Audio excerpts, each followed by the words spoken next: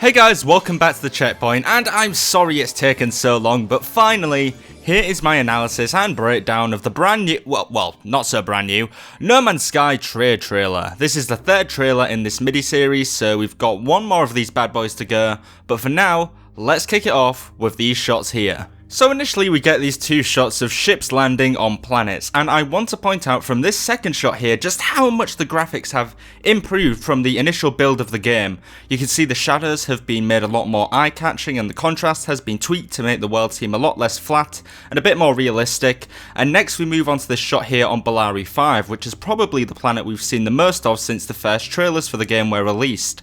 And it's here where you can see that instead of exclusively mining to gain materials, you can actually simply pluck them from plants and trees. You can just walk up and grab some petals and suddenly you've got some silicon, so that's awesome and something I didn't actually know. As you can see, our player got some silicon from this plant. He actually got 3. I'm not sure if that's something to do with the amount of petals or orbs he picked from the plant and whether you can change that amount, but for now he got 3 silicon. Next we get this shot of the mining laser in action, and as you can see we're on the toxic planet we saw in previous trailers, and we see the player mining some iron here. So you can see on the UI that right next to where it says iron, we see the chemical compound of the mineral itself, so here we see oxide, which I thought was rather cool.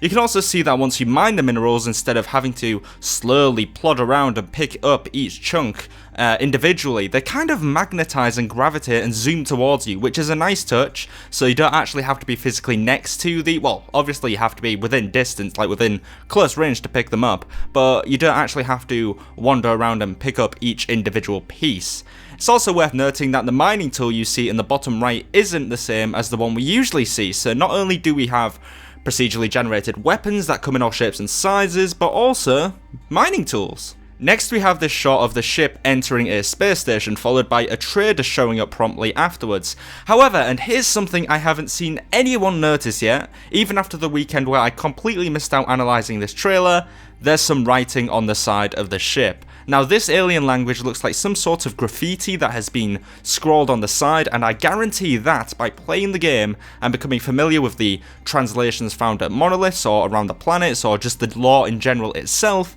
you'll be able to translate this to something, and not many people realise this, but that is the story of No Man's Sky. That is the narrative people so desperately seek out whenever people are like, but why would you play No Man's Sky? There is no story. This is the story. It's not a page-by-page novel, not a timeline from start to finish, but fleeting glimpses of mysterious information that hint at the secrets of the universe. That is the type of story you will find in No Man's Sky. Now right after that we get this shot of a door opening, and I want you to bear with me here as I explain a theory I've had running through my mind from this shot. So we saw earlier that we gain minerals and resources not only from mining but from plants.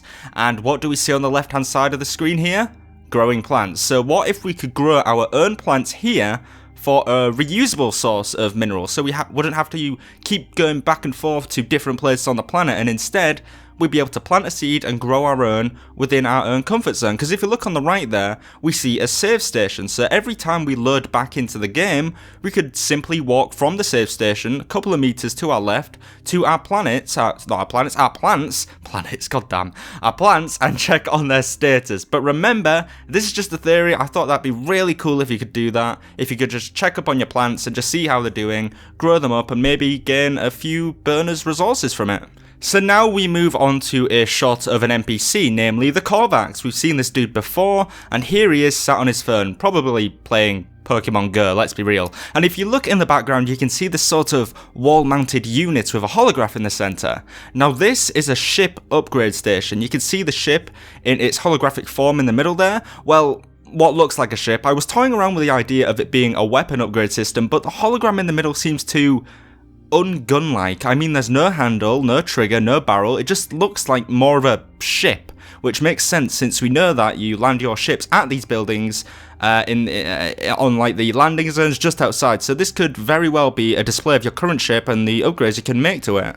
In the next shot, we get a full look at the weapon upgrade station, or the weapon shop, whatever it's going to be, since we can see this small silver snub-nosed pistol in the center. And even further, once he looks at this door here, you can see Galactic Market Terminal, which just proves my point further that this is more of a shop type place for all your wares and all the stuff you want to purchase. Next, we get this shot of this damaged machinery, which actually yields a blueprint. Now, with blueprints, I presume we'll be able to get new crafting recipes for weapons, ships, components, and suit upgrades to aid in our journey across the universe. There's no telling how few and far between these blueprints will be, but hopefully they'll provide a lot of variety within different upgrades.